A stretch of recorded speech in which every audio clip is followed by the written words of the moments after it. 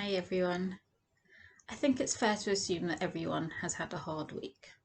I think the buzz of the March lockdown has long gone. The novelty's worn off. I'm not seeing people posting that they've baked loads of sourdough, that they've made a bar in their garden out of an old cot, or that they've redecorated all of their children's bedrooms. That's just not happening anymore. I think everyone's just, ah, whether they're like screaming out loud or they're just drinking themselves into a stupor. I think we're all feeling a bit like it's enough now. It's a bit much. So let me paint a scene for you. Imagine you've just given birth. Now, some of you don't need to imagine, some of you actually have just given birth, but bear with me. Imagine you've just given birth. You know how you're feeling. You're exhausted. It was grueling. You know, you're physically, emotionally, everything, you're just finished. But you haven't just given birth to one baby, you've given birth to 6 babies at the same time. Well, one after another. So you can imagine what your workload is like. You know, you're recovering from the actual birth, and then you've got these 6 babies to look after. You've, Baruch Hashem, been blessed with 3 girls and 3 boys, and they're all gorgeous. And then you've finally finished your, that 3 hour routine. You've just finally fed all of them, changed all of them. You've finally got number 6 off to sleep, and then there's a knock at the door. And you think to yourself, oh, why does the health visitor always have to come when they've just gone to sleep? That is so annoying. And you go to the door, but it's not the health visitor. It's actually a government official. And he says to you, show me your babies. And you're like, hang on a minute, what's going on here? He says, well, I have on record you had 6 babies, 3 girls, 3 boys. I'm going to need you to hand over those 3 boys straight away. And you're quaking and you're like, oh my gosh, what is going on? And he marches in and he takes away your 3 baby boys. You can imagine you're completely beyond devastated. It's completely horrific. You don't know what to do with yourself. But then it gets worse. He says to you, and what are you doing at home in your pajamas? You're like, what do you mean? I'm on maternity leave. I've just had 6 babies. He's like, no, there's no such thing as maternity leave. Get back to work straight away. You're like, oh my gosh, I can't do that. I've just given birth. I mean, you should see what I look like. I mean, I'm really, even if I had an office job, I don't think I could do that. But you don't have an office job. You've got manual labour to go back to, back-breaking work, building cities, schlepping bricks.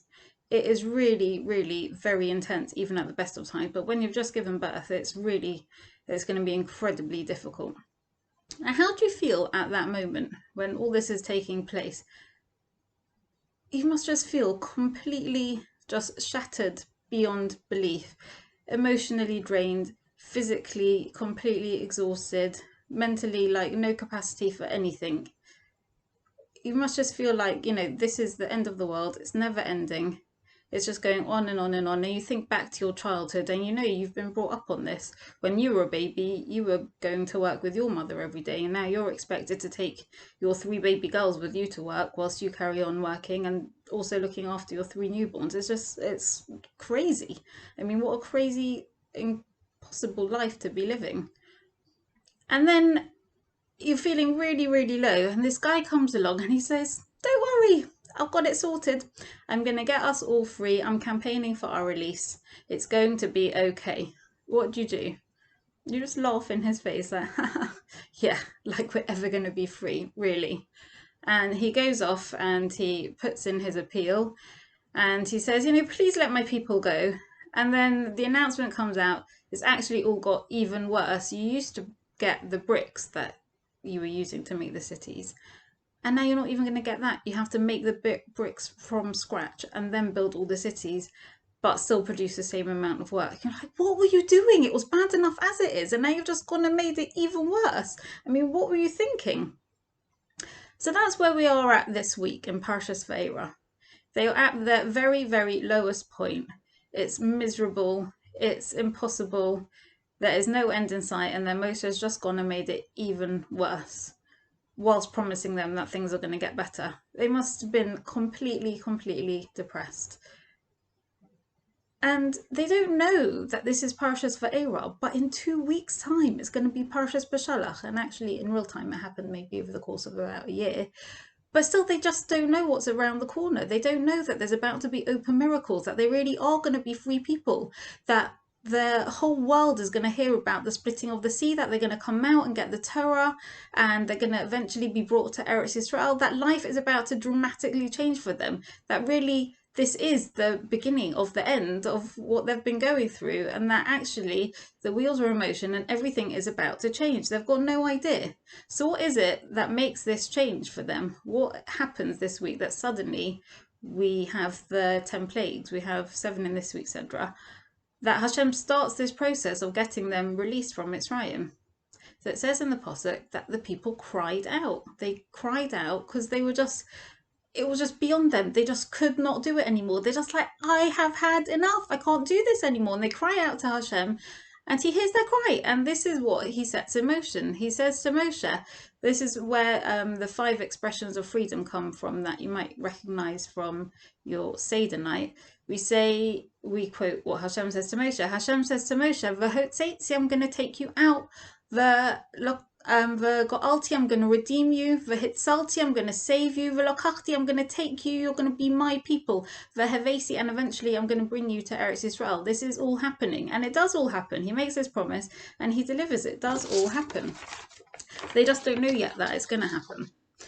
So now I think we're all feeling like our freedom has been taken away. You know, you can't decide what to do or where to go. You're literally pretty much locked up in your own house with your kids. And we feel like we've lost control. Like, you know, someone's dictating to us what our life is, that it's not up to us anymore. But I think actually we're beginning to realize that maybe we never were really in control. You know, all the things that we thought were so important, you know, all of our business suits and our fancy international business meetings, we didn't really need that. It turns out you can have a business meeting from the comfort of your own couch in your pajamas. Bottom half only, obviously. Top half still got to wear a shirt. But you know, all of those fancy trimmings that, you know, our life was so busy with, we've kind of cut all of that out. We've realized actually we didn't really need all of that. You know, our life, the whole world has completely changed because of something microscopic that no one can even see. And there's nobody in the world that hasn't been affected by it, that hasn't heard about it, that hasn't, you know, it's had some impact on absolutely everyone.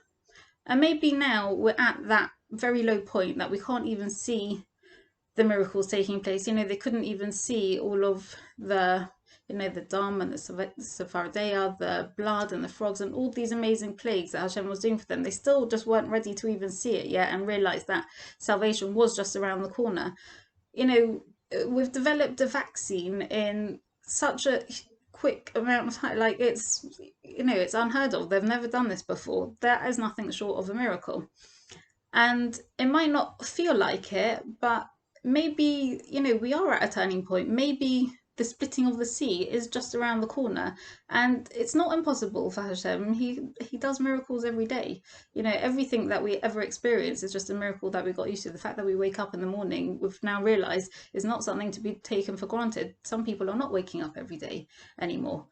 So you realize that everything that has ever been done for you, all of what we call nature, it's all miraculous. And in the same way as that is miraculous and seemingly easy for Hashem to do, the things that we perceive as miraculous, he can also do as easily. So we don't know, you know, life could all be about to change, and it could be that all we need to do is, like the Jewish people in this week's Hedra, just cry out and speak to Hashem, daven to Hashem, and acknowledge that actually we've realized we're not in control, that there is a higher power, and that we need him. You know, there's nothing else that's going to get us out of this situation. And maybe when we finally get to that point, that's when we're going to see the miracles. Please God, let's hope. Have a very good week and a good Shabbos. Keep well.